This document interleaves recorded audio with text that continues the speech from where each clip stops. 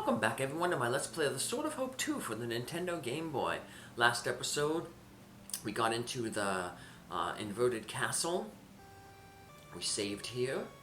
I did show the way back to the regular castle, but we will not be going back that way. In fact, we'll be finishing off the game here, but we won't actually see the ending. I'm just going to finish off all the bosses. I'll save the ending for like the bonus episode where I show off all the max stats. So, I'm going to go to this room here. We're going to set off this trap here. And it's going to take us basically to the last treasure box in the game. Or at least treasure box that has treasure in it. There'll be a few more metal mimics for us to fight. This is the one that has the last piece of treasure.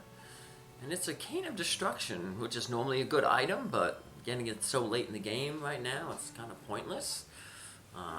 We've had one for so long, thanks to that casino. And I guess the other bonus that we get from going down this way is every time we head up another floor, we get an attack, so we get some free experience. Because with the exception of that killer animal, all these enemies are really weak. They're back from a few dungeons ago, back from the beanstalk that we climbed to get to the floater. So, basically free experience for us. We gained quite a good experience fighting all these griffins and Durahans, so taking them out pretty easily. I'm going to not worry about using a bunch of MP here. So here we are, back in this study room. It has the same, even though we're like in a reverse castle, inverted castle, the note will still remain the same. We'll actually end up fighting. Like I said, we'll be fighting all the bosses, including the killer beast, the one who set all these traps for us. Let's heal ourselves up, because like I said, we got a few more metal mimics to take care of, including this one here. Remember, we don't want to go over to the left, because that takes us to that rune. It takes us back to the regular castle. We do want to take out this metal mimic though, just for the experience, just so I can say I opened up every single chest in the game. Here we go. Finished off. Like I said, this is the like reverse castle. So there's going to be another one of those eye rooms, but unlike the eye room in the regular castle that healed us, this eye room that we're going to go in here actually will hurt us. But it doesn't hurt us like all the way. Like that eye room healed all our wounds and restored all our magic points. Luckily this is like a true reverse where it would take all our hit points and all our magic points away. You know, the game's not that evil. But what it does do is it just takes 20 hit points off of everybody.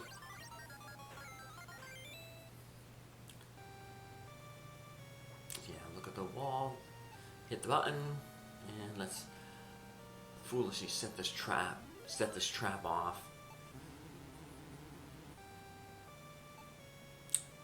And, ouch. But we have plenty of items to heal up. So let's heal ourselves up. This I'm gonna have to use one of those miracle nuts on Theo, because we're pretty much he's pretty much out of MP. Like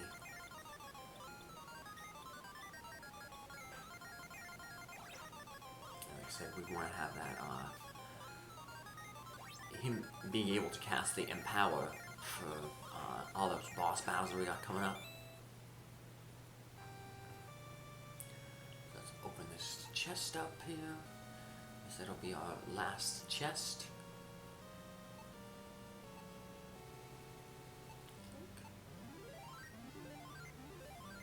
our last metal mimic that we have to fight.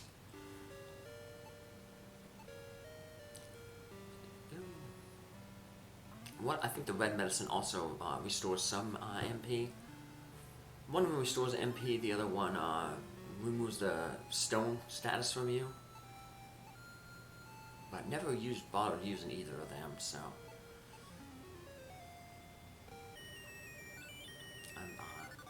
I'm very stingy with my item usage. At least in games like this. In some games where like you can have 99 of an item, like in Final Fantasy games, I'm not too worried about wasting items. But this game, it's I always get scared to use items. I hoard them. I never use them until the end of the game. I'm still carrying all that wheat and stuff from basically the beginning of the game. Never bothered using it because just healed up other ways. The magic. I guess it helps, like I said, every time you gain a level, your MP resets. So, might as well just use your MP when you're getting close to gaining a level to heal yourself up. And so here we are on the final floor, final 3 rooms of the game. And we get into this like little boss rush. The Beast Knight. And we'll just deal with him the same way we've been dealing with most of the other bosses. Theo casts Empower.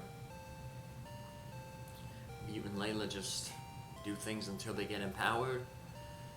Whether they're striking or using one of the canes. And once everyone's empowered, it won't take long for the Beast Knight to fall. That Empower spell, like I said, it really, really basically breaks the game. So, I guess if you really wanted to go for a challenge, maybe do a no Empower, no Fortify run. I'm not really into challenge runs. Says the guy who just did not too long ago, a low-level playthrough of Chrono Trigger. But yeah, there's so many like challenge runs that like, you know, think like Final Fantasy games where like they do single character classes, one character, you know. That's pretty crazy. Not that crazy. I'll do a few low-level challenges, but for the most part, just the way I play with obsessive compulsiveness, I like to get everything and max out levels and stuff. So here we got the second boss, the Shell Dragon. And we'll deal with him the same way we did with the Beast Knight. Empower for the win. Which is also how we're going to take down Zakdos.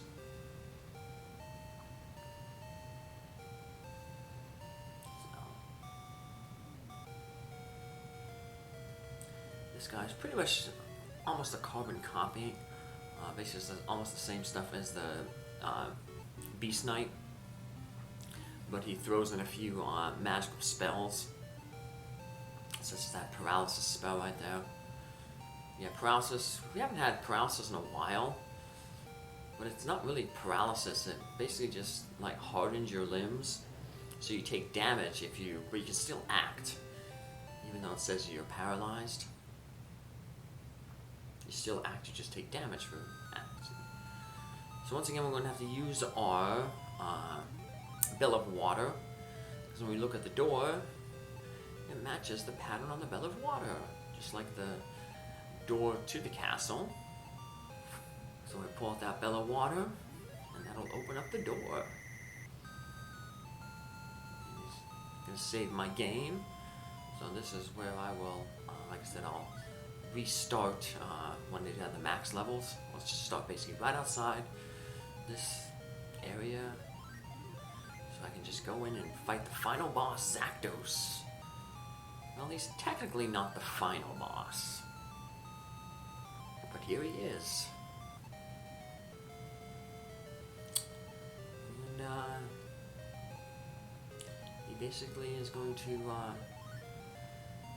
tell us that, you know, he's gonna take us down, but haha, he hasn't been paying attention. We have the Fortify spell, or the Empower spell. What Zakdos has, though, is he has 3 forms. They come run right after one another, and there's not really much change other than the sprite. It's almost like you kind of zoom in on him. Like he's kind of far away now, and then he'll get bigger and bigger, take up more of the room. In his last phase, will cast a few more spells, more damage spells, but with the Empower, we're just going to cut through these phases real quick. He's basically not even going to get a chance to deal damage to us.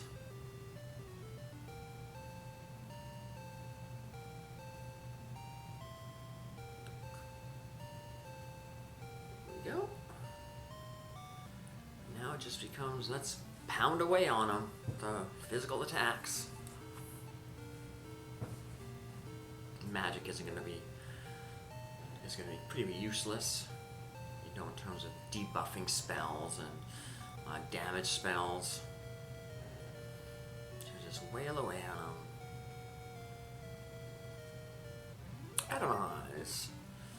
That's a spell we did not get, but yeah, we'll see more of the spells when we max out our levels. That's basically the last spell in the Bang group. Kingdom Destruction casts that single with the blast spell, and I think the Bang is the one that does a group of enemies, and then the Atomize does everybody, all enemies.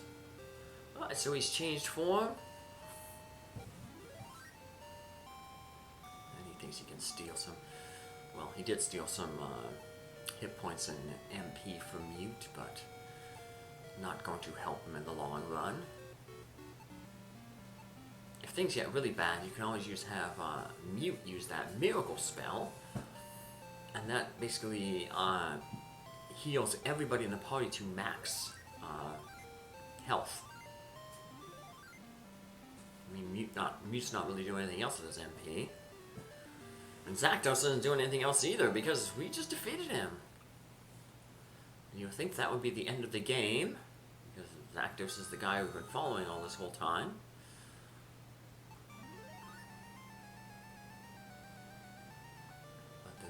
One more power behind Zakdos. So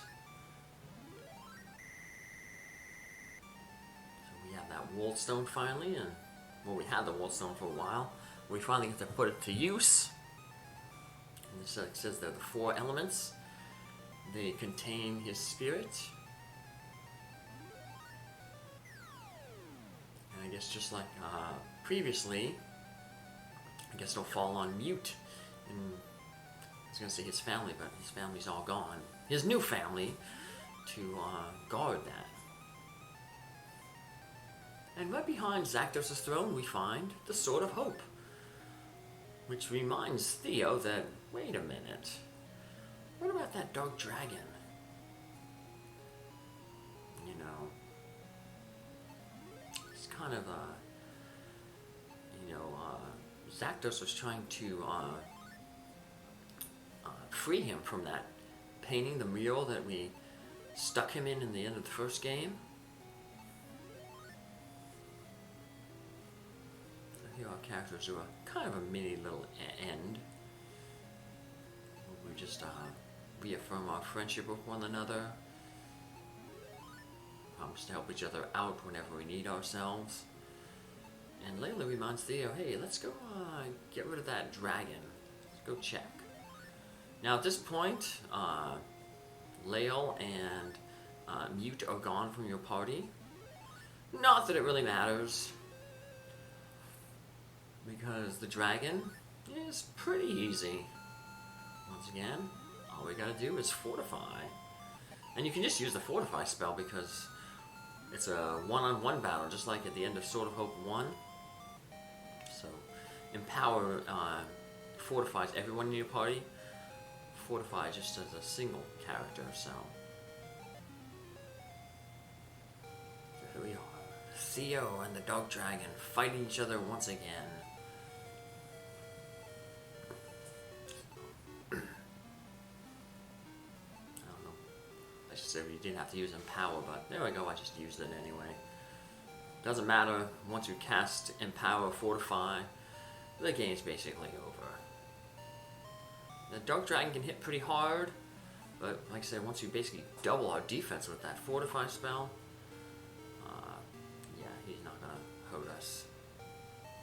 I'll still heal myself just for safety, just in case he does get a lucky critical hit. But barring that, dragon is going down. He can heal himself, but he's never going to out-heal the damage that we do. We're basically doing double what he heals. And we're doing like about 150 damage a hit. So yeah, basically 3 hits, and the dog dragon falls. Now, like I said, all we have to do left is see the ending. But before we see the ending, we're going to see the max stats of all our characters. I'll see you in the bonus episode. Take care, have a good one. Bye.